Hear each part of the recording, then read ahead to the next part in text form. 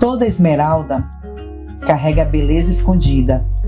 Assim são as vidas, legados e sonhos, pronto para serem lapidados. Eu sou Maiana Lira e este é o Lapidando Esmeraldas. Boa noite, minhas esmeraldas. Mais um programa, mais uma mulher, mais uma história para transformar a sua vida, para poder transbordar na tua vida. Mais uma história que vai te conectar, que vai te dizer, de fato, como é importante a gente saber que existem histórias que muitas vezes você pode estar passando por ela, muitas vezes você pode estar passando por essas dores, e você encontra pessoas que passaram por dores, que superaram essas dores, e que hoje elas falam para vocês com toda a convicção: isso vai passar. Isso vai ser mais uma forja que você está passando. Isso vai ser mais um deserto que você vai passar, porque o deserto não é lugar para você se permanecer. É um lugar que você está sendo lapidado, você está sendo forjado, você está sendo preparado para viver o extraordinário que Deus tem para a tua vida. Então, hoje nós vamos receber uma mulher que também tem uma conexão na parte jurídica. Ela também hoje trabalha com a parte de leilões, mas também ela descobriu no trabalho dela a importância de se conectar com mulheres, a importância que ela está aprendendo de lidar, porque quando a gente começa a falar com mulheres, começa a lidar com mulheres, a gente começa a entender que tem dores que a gente nem imagina que uma outra pessoa tem, que a gente olha para a pessoa, a gente nem acredita que ela esteja passando ou que passou um dia, mas que a gente começa a entender por qual motivo que nós somos colocados na vida dessas pessoas. Então hoje nós vamos receber aqui a Tatiana. Agora, gente, uma coisa super engraçada. Eu estava falando com ela que quando eu peguei o nome dela, estava escrito assim, Tatiana Filagrana. Aí eu falei assim, tá errado. Teve algum erro aqui. Aí ela veio explicar que não era erro, que de fato ela tem a Filagrana. Sim. Que legal! Gente, é muito bom ter pessoas assim como... Fala um pouco da tua história, Tatiana. Me conta como é que você hoje está desenvolvendo o teu trabalho, o que você atende hoje, o que você hoje, qual é o seu principal objetivo, o teu propósito. São coisas que a gente precisa escutar de mulheres que já venceram na vida, mulheres que estão já chegando nos seus êxitos do sucesso e começam a descobrir outro tipo de propósito, que de fato não é aquele que ela fazia, e agora ela tem um novo encontro. E fale pra gente como é que é essa história. Quem é a Tatiana? Primeiramente, quero te agradecer pelo convite. É um prazer estar aqui contigo. Obrigada. E, bom, eu sempre falo, né, nas palestras que eu também acabo fazendo, que a minha carreira jurídica ela começou com uns 11 anos de idade. Nossa! E por que isso? Porque quando eu tinha uns 11 anos de idade, o meu pai é advogado. Eu sou de Canoas, do Rio Grande do Sul. Nossa! E eu vim para Blumenau em 2007. E aí, quando eu tinha uns 11 anos, meus pais são separados, né, desde que eu tinha 8 anos, mas eu sempre tive uma boa base focada em estudo. E hoje, a gente nunca sabe os desígnios de Deus, né? Hoje eu percebo o porquê, né? E eu lembro que meu pai era advogado trabalhista, me levava nas audiências e ele dizia o seguinte: olha, tu fica prestando atenção no que aquele advogado vai falar, como ele se manifesta, como o juiz se manifesta. Então, assim, eu sempre fui, desde os 11 anos, como se fosse, talvez não seja a palavra mais correta, mas treinada. Treinada, mas eu agradeço, sabe, Maiana? Eu, por várias vezes, hoje eu tenho 44 anos, mas por várias vezes eu me questionava, sabe? Por que será que meu pai não tinha esse tratamento, como se eu fosse já uma colega dele e não uma filha? Mas hoje eu percebo o quanto foi importante isso para minha vida. É como a gente estava conversando anteriormente, Deus acaba forjando a gente para inúmeras situações futuras. E isso eu percebi, porque quando eu fui para a faculdade, eu tinha 16 anos. Nossa, novinha. Eu sempre fui a mais nova em tudo. Então isso para mim acabou sendo algo... Desculpa. Isso para mim acabou sendo também uma lição. Porque eu lembro que enquanto as meninas falavam de namorado, essas coisas, né? Eu estudava. E eu estudava muito, né? Porque eu entendia que aquilo ali, para mim, teria um significado, né? Então foi muito importante para mim toda essa... do meu pai, de ter me ensinado tudo isso, né? Quando eu comecei também a faculdade com 16 anos, foi muito importante para mim. Então eu vejo que, e também quando eu saí da faculdade, aliás, a gente vai para a faculdade achando que é tudo lindo e maravilhoso, Verdade. né? E quando a gente sai, a gente acha que, nossa, eu vou ficar rica quando Verdade, eu saio. verdade. Aí que é outra coisa, é outra conversa, de novo. Não, não é isso. Então, assim, meu sonho era, quando eu saí, era lecionar, escrever um livro, né? Graças a Deus consegui. Você escreveu um livro. Sim. Qual é o nome dele? Sobre responsabilidade civil nos casos de alienação parental. Muito importante isso também, muito Sim, importante. é um tema muito debatido. Muito debatido, muito. Inclusive, é bastante debatido até mesmo hoje em dia, né? Em decorrência de várias alterações que nós tivemos na legislação. E quando eu comecei a lecionar também, quando eu vim para Blumenau, na verdade, né? E aí a gente também, eu sempre tive muita fé. Mas às vezes aquela fé, sabe que, mas eu tenho, mas será que vai dar mesmo? E quando eu vim para cá, eu descobri o que é realmente fé. Aí conta aí agora, essa é a história que eu gosto. O que é realmente fé? Porque eu vim para cá com uma mala e R$250 no bolso. Coloca o pé no chão. É verdade. Então, e eu sempre, no ônibus, eu vinha pedindo para Deus que ele nunca deixasse eu dormir na rua. Que era a única coisa que eu pedia. E graças a Deus, nunca dormi na rua. Então eu vejo assim, quando a gente fala, e eu ensino, hoje eu sou casada, eu tenho uma filha de 14 anos. E eu ensino muito ela muito obrigada, a agradecer por tudo, sabe? Agradecer desde a cama que ela dorme, né? Por tudo. Porque hoje, graças a Deus, eu e meu marido, a gente consegue dar um lar, que um lar é diferente de casa, né? A gente consegue dar um lar para minha filha, algo que ela se sente segura, né?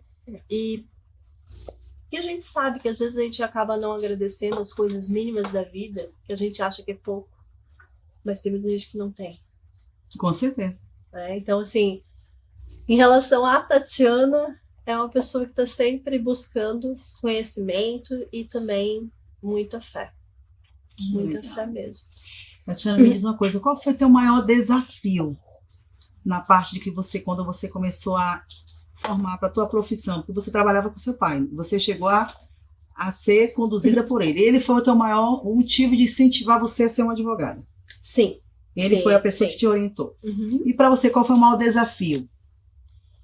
O maior desafio, quando eu comecei na faculdade, quando eu comecei a advogar, foi ter a confiança das pessoas. Porque eu saí da faculdade com 23 anos. Então as pessoas não davam aquela credibilidade, né? Geralmente. As pessoas achavam que eu era secretária, inclusive. Que é estagiária, mas não advogada. As pessoas perguntavam assim, tá, mas cadê o advogado? Sabe? Então, assim, o meu maior desafio, porque quando a gente sai da faculdade, a gente acha que, nossa, né, vou ser a advogada. E eu sempre trabalhei em escritórios. E quando eu estava na faculdade, eu comecei a trabalhar de estagiária desde o segundo semestre. E o meu pai sempre disse, não, tu não vai trabalhar comigo porque tu tem que ter chefe de verdade. Aquele que, quando briga em casa, olha atravessado, sabe? Aquela coisa. Então, eu sempre trabalhei em outros escritórios enquanto estagiária. Mas você, quando você se formou, seu pai já era casado com a sua mãe? Não. Você morava com o pai? Não, com a minha mãe. Meus pais se divorciaram, eu tinha 8 anos. Isso também fez com que eu evoluísse muito rápido. Entendi. Muito rápido. É uma base familiar, né? Muito rápido. Mas, assim, o meu maior desafio, quando eu comecei, foi realmente a credibilidade, confiança. E eu acho que depois as coisas foram mudando, até porque, assim, como eu sempre gostei de estudar e gosto de estudar até hoje, acaba, então, passando uma confiança para as pessoas do que efetivamente eu vou fazer por elas. Eu acho que isso foi bem pontual para mim. E na parte que você começou a construir família, qual foi a tua base? Porque você já tinha os pais separados muito nova. Então, você teve que ter uma estruturação de família sabendo que você não tinha, a sua família se desfez você com 8 anos. Como foi para você também passar isso? Porque geralmente hoje, quais são os maiores problemas quando você vê a questão de uma boa profissional? Nós carregamos muitas dores que não são nossas, muitos traumas que não são nossos, muito peso que não é nosso, porque a gente entende que a gente é responsável por uma coisa que a gente não é. Então, para você hoje montar uma base familiar, que você tem filha, você já ensina ela toda uma compreensão que você já é que fez a maturação e entregou para ela. Eu digo assim que a gente vai aprendendo com nossos pais, ele vai trazendo uma identidade para a gente que é deles, e a gente tem que começar a entender de fato qual é a nossa real identidade, porque enquanto isso a gente vive aqui não é nossa, é dos outros, porque a gente vai aprendendo. Eu lembro que eu me formei muito nova também, até porque eu fui mãe muito nova, tudo meu foi muito novo. Né? Então, assim, eu fui muito precoce, mas eu me formei mais pelo meu pai do que por mim. Porque não era a minha vontade. Meu pai queria que eu fosse... Meu pai sempre dizia que meu marido era o diploma. Meu pai não dizia que eu tinha que casar. Meu pai não incentivava o casamento. E eu, tipo assim, eu sempre falo que o casamento do meu pai e da minha mãe não foi um casamento ruim. Uma coisa que eu não aceito do meu marido, eu não aceitaria, e apesar de que eu já vivi relacionamento abusivo, e são coisas que você começa a se permitir porque você sente fragilidade, porque você tem uma dependência emocional, porque você sente falta do teu pai. Então você quer um pai para você não quer um marido, você não quer um companheiro. Então você passa a aceitar tudo dele e você se permite entrar naquele calabouço. Eu digo que, geralmente, eu digo para todas as mulheres, você que está vivendo um relacionamento abusivo, você é culpada disso, você que está alimentando isso de você, é uma doença sua. Você está buscando que ele alimente aquilo que você, de fato, você está fazendo que está te destruindo. E o que é mais perigoso, o feminicídio, ele existe, e o índice é altíssimo hoje em dia. Né? Então, assim, o que eu estou te falando, querendo te mostrar aqui, quando eu fui me formar, né, que eu também sou bacharel em Direito, eu lembro que eu falava assim, por que meu pai exige tanto de mim? Por que meu pai quer que eu entregue? Meu pai, ele falava tipo assim, eu era a única filha única que ele exigia que trabalhasse e estudasse. Meu irmão, ele tem 3 anos mais novo do que eu. Então, tipo assim, ele não tinha essa exigência, essa cobrança dele, mas de mim era muito cobrado. Meu pai queria porque queria. Ele falava assim, uma mulher de verdade, uma mulher para ser respeitada, ela tem que ser uma mulher que tem estudo. E eu falava assim, pai, mas pouquíssimas pessoas têm sucesso com estudo. Não vejo ninguém milionário. Aí ele fala, eu sou milionário, eu sempre estudei. Ele usava ele como referência em tudo. Então, ele exigia aquilo que ele tinha. Você tá entendendo? Então, tipo assim, quando eu falo isso pra você sobre a questão da base familiar, é porque, de fato, um exemplo, eu não me formei com a vontade de querer ser formada. Eu não achava que o diploma iria mudar minha vida profissional, porque meu pai era um cara extremamente milionário e não foi a profissão dele que deixou ele milionário. Foi o conhecimento dele durante a trajetória. Meu pai era delegado de polícia, ele foi delegado de polícia há mais de 20 anos. Então, tipo, ele não ficou milionário como servidor público. Ele, ao contrário, ele se pediu a exoneração e criou um sistema no Brasil, virou pioneiro em informações reservadas veiculares no Brasil. Ele era dono da Cheque Tudo, ele já teve na mesa da BIM, ele era o cara que mais falava dentro do Enatran, então é um cara que participou da placa Mercosul. Então, ele teve todo um conhecimento que levou ele à riqueza. Não era porque ele foi advogado.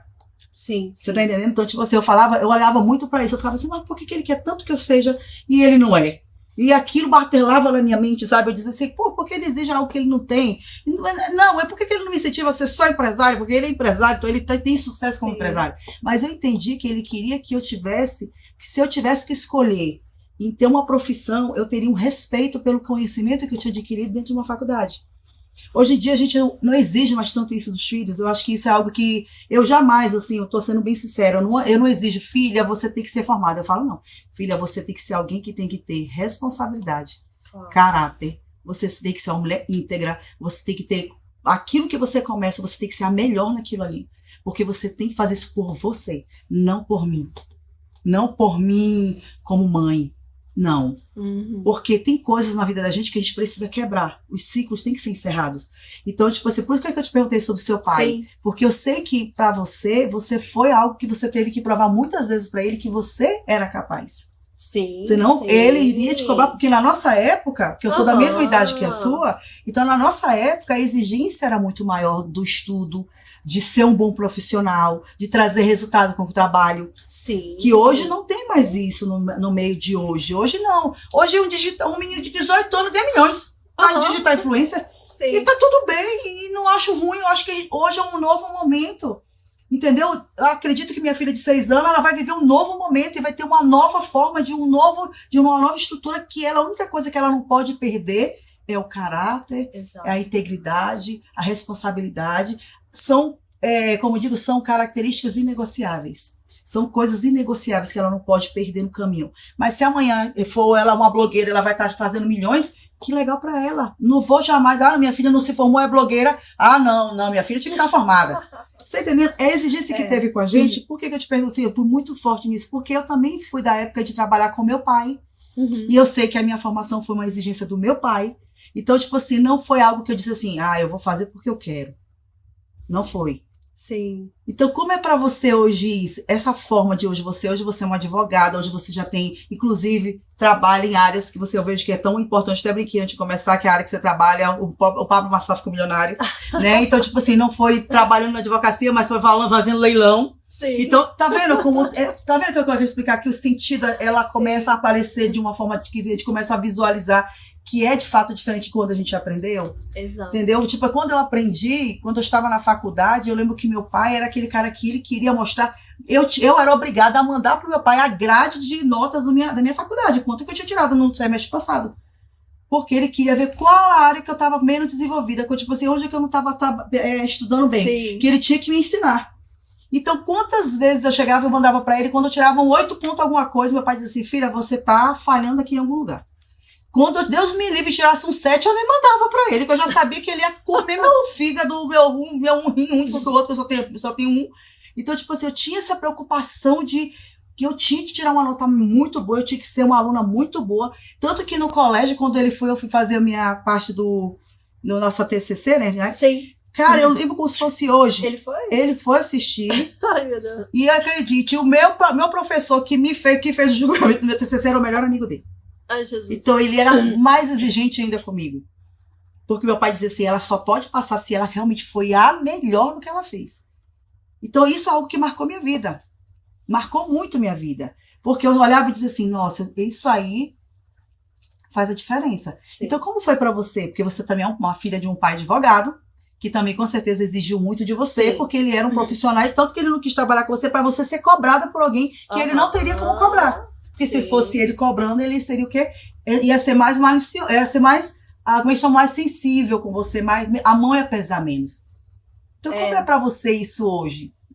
Como é que tu olha pra trás e tu visualiza pro teu presente? O que tu trouxe de lá pra cá que hoje você fala, com a minha filha eu já faço diferente nisso? Sim. Na minha filha eu já procuro fazer diferente disso. Isso aqui eu vivi, mas isso aqui eu não vou permitir viver mais. Aqui eu quebrei um ciclo da minha família. Como foi isso? Como é isso pra você? E quando tu estavas falando, né, sobre de notas, eu lembrei que quando eu comecei na escola, tu vê como isso marca a gente, né? Quando tu tava falando, eu fiquei pensando, né?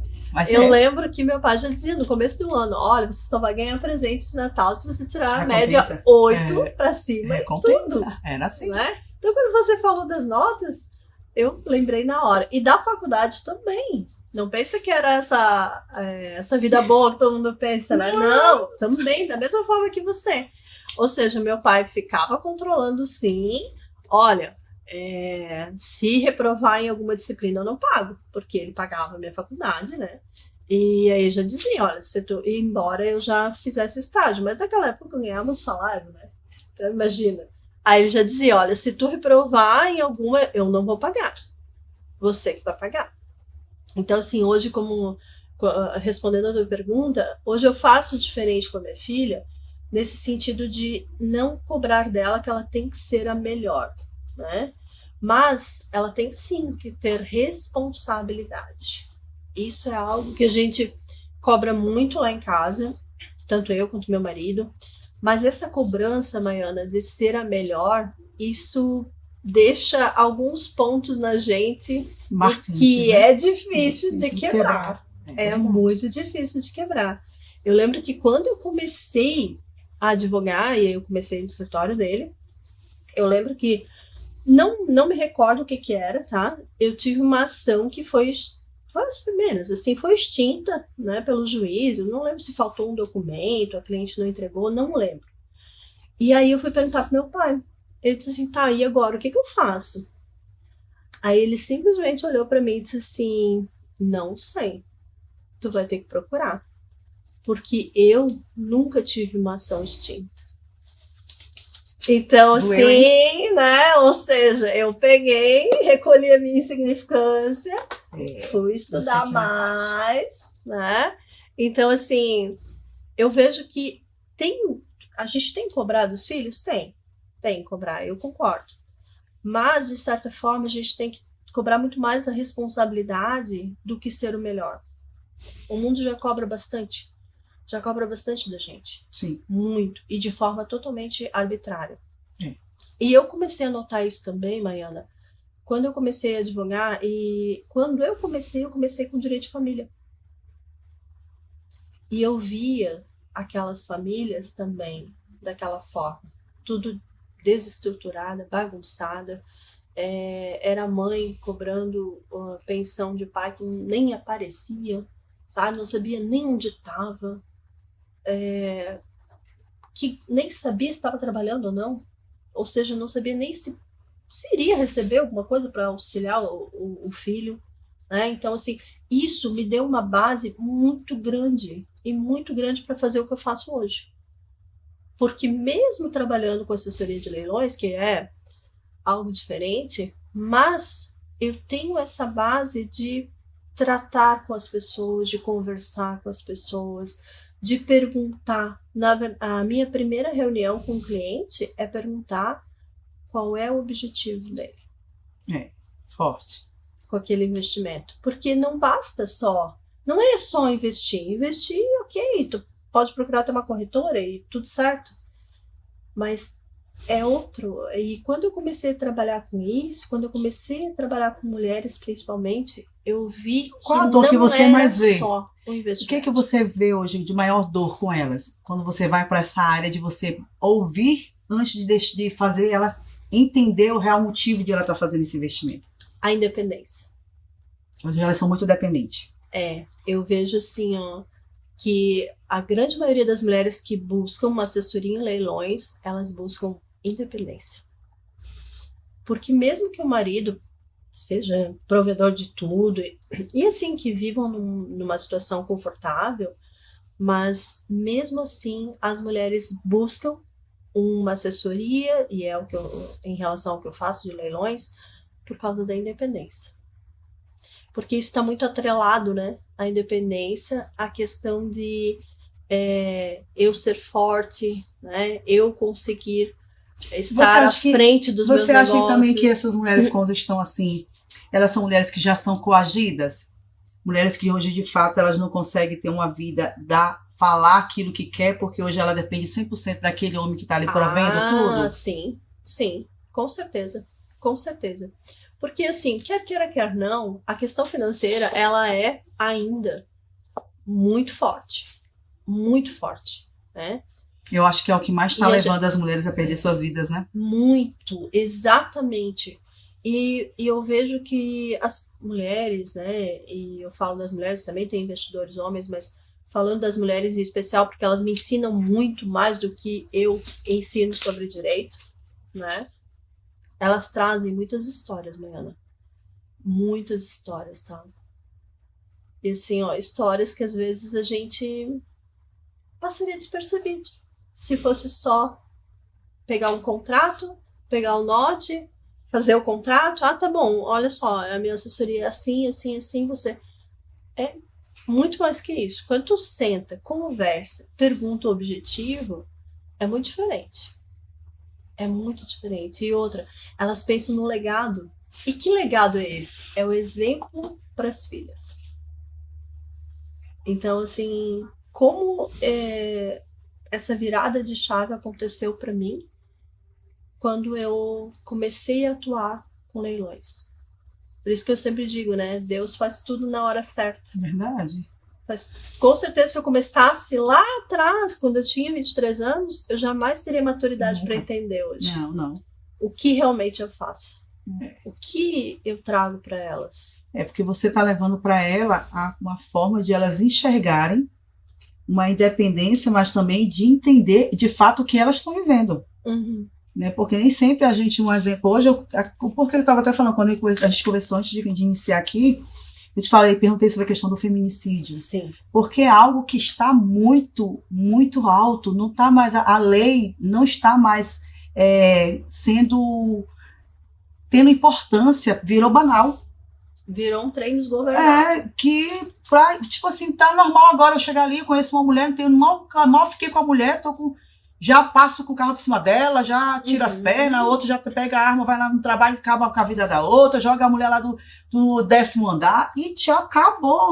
Tô falando que tá na mídia. Imagine o que tá fora, que ninguém vê, que tá aí todo índice direto, toda hora tem alguém morrendo, toda hora tem alguém vítima do feminicídio. Vítima. Sim. Entendeu? E é dessa dependência que as mulheres estão encontrando uma forma de ficar dependentes de um homem, e o homem tá ali dando sinais que vai tirar a vida dela. Sim. Mas ela precisa de mostrar para a sociedade que ela tá casada, ela precisa mostrar para as amigas que o casamento dela se deu certo, ela precisa mostrar para os outros que a família dela tá lá estruturada. Muitas foram criadas, eu estava até falando, eu fiz um devocional um dia desse falando sobre isso. Por quê? Porque assim, quando a gente aprende o sentido de família pelos antepassados, nossos antigos, nossos avós, tataravós, bisavós lá, eles ensinam que casamento casou, tem que morrer, tem que aturar tudo. Sim. É isso, o casamento é essa situação. Você casou, até que a morte não separa. Se vai te matar, ele vai te matar, a morte separa. Pronto, ele matou. Agora, a gente não é ensinada que a gente consegue viver sem eles. Sim. Que a gente consegue superar, a gente consegue ter uma nova família, a gente consegue reconstruir a vida. Elas têm que entender que na Bíblia tem dito: Deus abomina qualquer tipo de violência. Deus não escuta a oração do opressor. Está na Bíblia isso.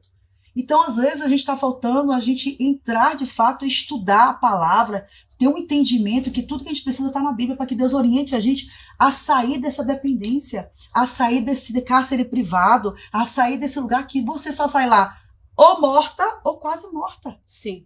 Não tem outra chance de você sair se você não tiver a iniciativa de sair. E o que é pior, ninguém te tira de lá se não for você. Não tem Não como. tem como ninguém tirar alguém. Ninguém tem o poder de te tirar de lá. Não tem como. E tu sabes que isso é muito importante, o que tu falou, porque a grande maioria vem no escritório e fala assim, ó, eu quero saber como é que eu faço para eu ter bens, porque se ele me largar, como é que eu fico? Ou seja, aquela história, sabe? Ele vai me largar, porque eu não posso. Eu não posso largar. Então veja, olha só como são as falas, como são as falas diferentes, né, que a gente vê das mulheres. E é exatamente o que tu falou, a questão do feminicídio. É exatamente quando alguém vem e diz assim, não, eu não posso sair daqui. Eu não posso sair daqui porque, nossa, e o que os outros vão falar? Ainda, e olha que nós estamos século à frente. Não é mais das nossas avós, né? Mas assim, ainda tem, e eu vou te falar, Maiana, quando eu trabalhava também com direito de família, ainda tem isso. O que os outros vão falar? Como se os outros tivessem a vida linda e maravilhosa. A grama dos outros pode ser sintética, a gente tá achando mais verde. A gente não sabe nem se é verdadeiro ou falso. A gente tá achando que a grama do outro é melhor. É assim. Mas sabe o que tá acontecendo, amiga? Porque geralmente, olha, no mundo da internet, gente, eu falo assim agora até para quem tá nos assistindo, as pessoas estão vivendo em cenários de online, são cinematográficos, somente cenários. Na vida real é opressor, na vida real é um cara que agride, na vida real é um cara que não respeita a família, na vida real é um cara que destrói, que só tem palavras que de baixo escala, de deixar a mulher no chão. Então é o que mais está acontecendo. Se você está imaginando que isso é algo que é raro, que tem gente que está na internet falando de amor de Deus, falando de amor ao próximo, falando de família, que no final não vive isso. Não vive, ao contrário. São homens que estão preparados ali, que estão se preparando na próxima presa deles, porque eles estão ali prontos para destruir. São narcisistas mesmo, raiz. É aquele cara que quer destruir você e você vai cair no conto dele. Sabe por quê? Porque você precisa se curar. As mulheres estão doentes, que aquela mulher que saiu de um relacionamento abusivo, de um relacionamento onde ela estava sendo massacrada por um homem, que ela saiu de lá, que ela conseguiu sair, viva ainda. Mais morta por dentro, mas viva, em questão de conseguir reestruturar sua família, sua vida. ela, quando ela consegue fazer isso, se ela não for para um tratamento dela, ela não entrar numa terapia, ela não se curar, ela vai levar isso pro próximo. Vai. E ela vai achar que aquilo é uma maldição na vida dela. E não é uma maldição. Porque não existe essa história de que um amor cura outro. Essa história é conto de fada. Não tem um amor que cura outro. Existe você que sair curado de um relacionamento e não levar para o outro relacionamento aquilo que tu não teve nesse. Para de querer viver aquilo do passado. No presente é o presente. Viva uma nova vida. Para de contar a tua história do passado pro teu presente. Porque ele vai pegar esse teu presente e vai se tornar teu passado presente pro resto da tua vida. E a gente tem que começar a parar nisso. A gente tem que parar de contar nossas coisas ruins para quem tá na tua vida agora. O que é? Se ele não tem nada a ver com o teu passado. Ele tem a ver com o teu presente, e no teu presente faça uma nova história, se posicione, seja intencional, se dê o respeito, se ame. É isso que a gente precisa. E isso sim, é o que mais a gente vê em relação a esses relacionamentos abusivos. Por quê? Porque a falta de posicionamento são paradigmas que a pessoa traz desde lá quando é criança. Sim. E aí ela não tem essa coragem de romper esse paradigma. E não tem, não se posiciona, não vai pra frente. É porque ela passou a zona de conforto, inerte, né? Exato. Imagina, como é que você vive na zona de conforto apanhando? É coisa meio cruel, né? A zona de conforto apanhando, sendo humilhada, ser um homem te dizendo que tu é gorda, que tu é feia, que tu é horrorosa, que tu é tudo de ruim, menos dizer que você é gente boa. Aí o que acontece? No momento que ele fala pra você assim, o mínimo que ele tem a obrigação de falar, que você hoje está bonita, ou que a comida que você fez está gostosa. Pronto, alimentou a migalha que ele te dá. Aí você tá achando que ele é o melhor homem do mundo, esquece tudo que tu apanhou durante 365 dias, um dia vale. Então, esse ano bissexto que você vive é o que você alimenta pra tua vida. Então, não adianta, gente. O que a gente tem que hoje colocar aqui, até trazendo ela, que é uma profissional, falando da parte jurídica, falando da parte que, de fato, nós precisamos criar formas de entender o valor que nós temos. Se é através de uma mentoria, se é através de testemunhos, se é através da tua fé em Deus, saia enquanto você tem condição de sair, porque você não tem outra forma de sair disso. Ou sai morta, ou sai de outra forma mutilada, mas sai dessa forma. Os homens que fazem isso com você, eles não são considerados homens ainda, porque um homem não faz, um homem que temente a Deus, um homem que é de fato aquele homem que Deus escolheu para tua vida. Deus não escolheu para tua vida um homem opressor. Deus não escolheu para tua vida um homem que vai te agredir. Deus não escolheu para tua vida um homem que vai te humilhar todo dia. Deus não escolheu esse homem para você. E se você tá casada com ele, se largue dele hoje. Pode pedir o divórcio. Porque ele não é homem para você. Deus escolheu um homem que te trata como uma rainha, uma flor. Você é a menina dos olhos dele. Você não tem que estar sendo tratada como isso, não. Se você tá passando por isso, sabe por quê? Você vai terminar a sua vida sendo índice de feminicídio. Não tem outra saída para você. Eu não vou aqui falar a palavra bonitinha pra você. Você é culpado de estar vivendo isso. Aqui significa, sabe o quê? Que um dia eu já vivi no teu cenário. Eu sou referência daquilo que eu faço.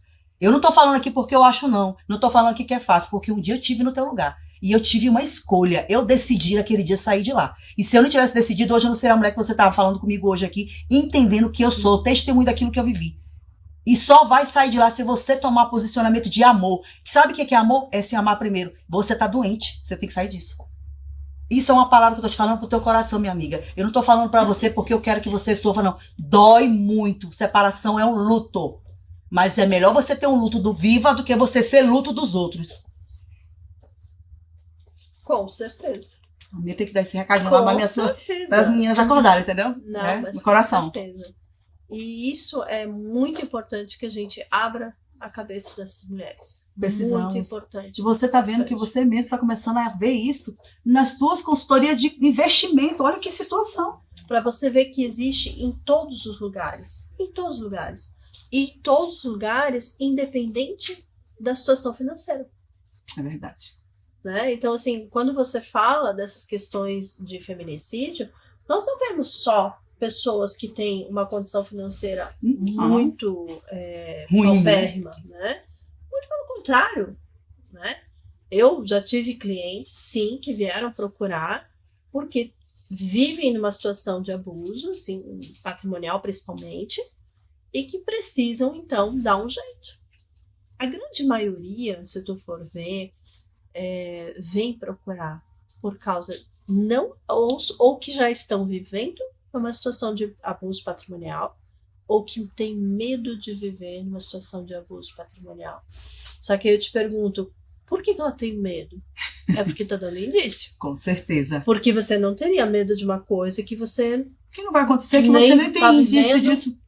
Que o teu marido nem Nem fala fala nada. nada, não existe. Então- Eles dão sinais, tudo dá sinal. Eu vejo, e por isso que eu te falo, eu aprendi e aprendo todos os dias. Quando eu comecei a atuar nessa área, eu sempre achei que eu iria falar, ensinar para elas, como é que fazia, os riscos, aqui pode, aqui não pode. E é totalmente ao contrário, tá? Eu, achando que sabia muito, porque eu sabia sobre direito, eu vi que eu sabia muito pouco sobre vida. Que lindo isso, sabia? Uma coisa, né? Sabe? Então eu sempre digo que Deus coloca as pessoas certas na vida da gente. Coloca mesmo.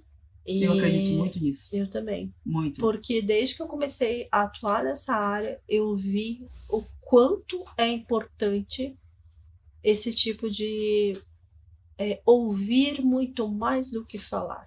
Uhum. Você vira mais uma terapeuta, né, do que um advogado. A verdade é que nesse momento nós mudamos até nossas profissões no momento que nós conseguimos entender o que você está fazendo de propósito, né? E tu vê como é importante eu ter começado lá atrás com direito de família. Tá Por vendo? causa disso. Senão hoje você não estaria nem entendia, né, por que você está nisso.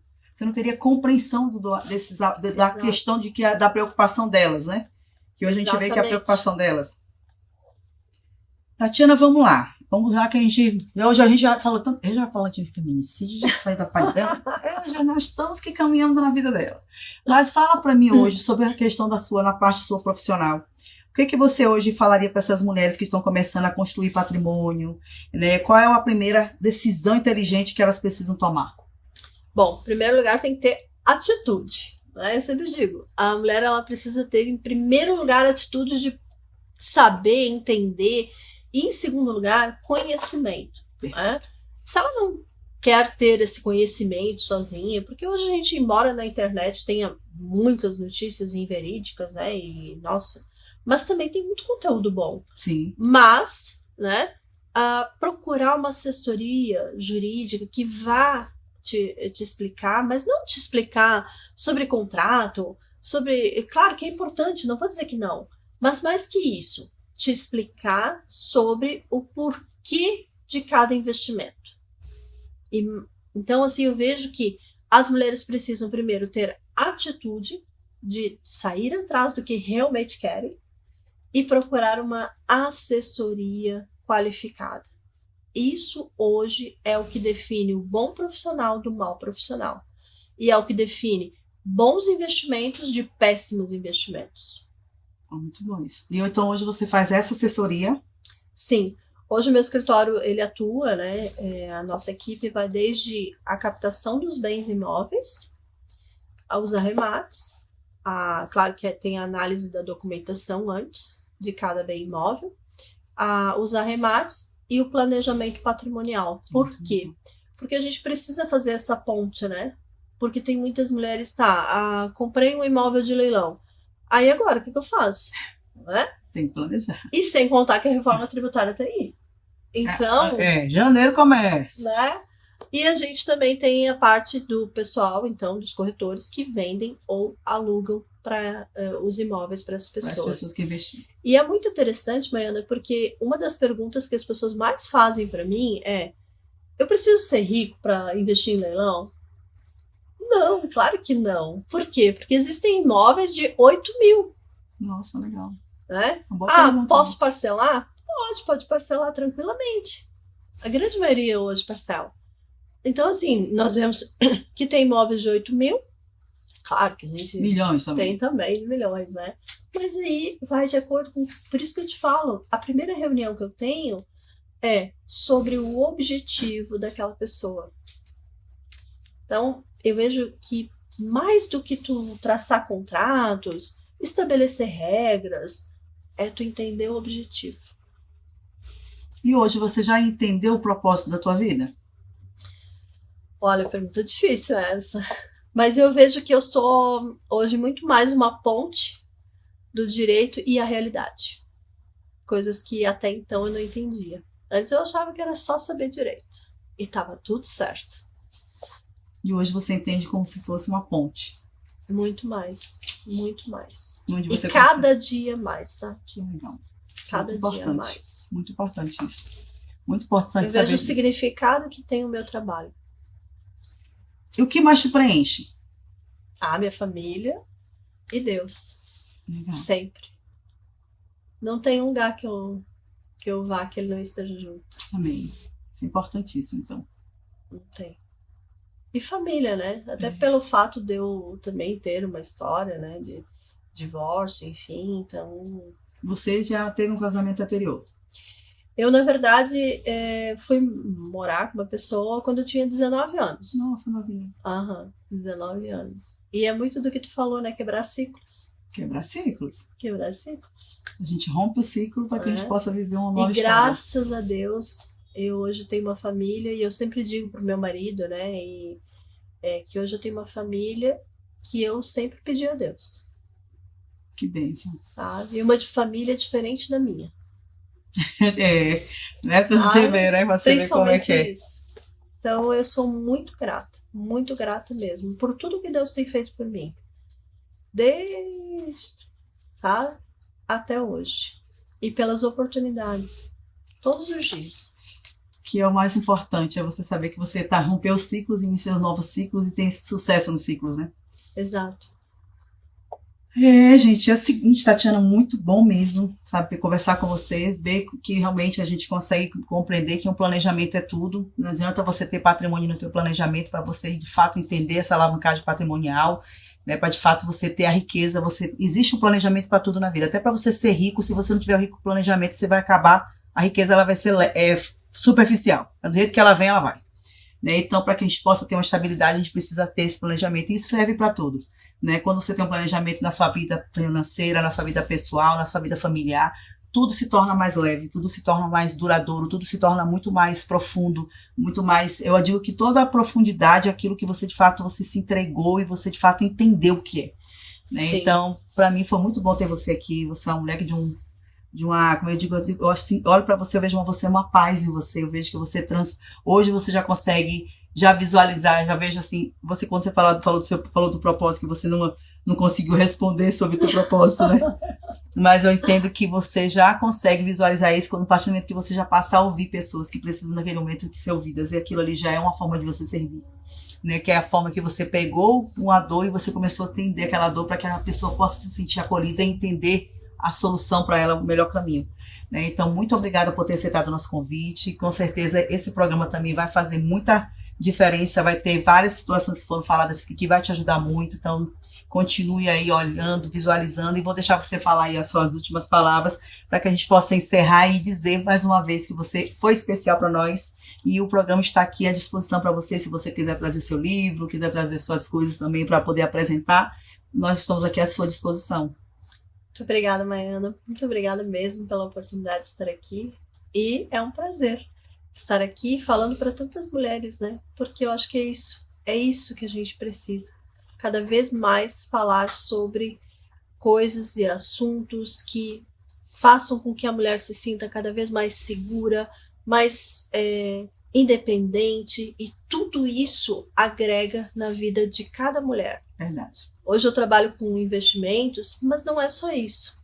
É muito mais que isso. Sim. É ouvir muito mais do que falar. Verdade. Que é isso, muito bom mesmo, gente.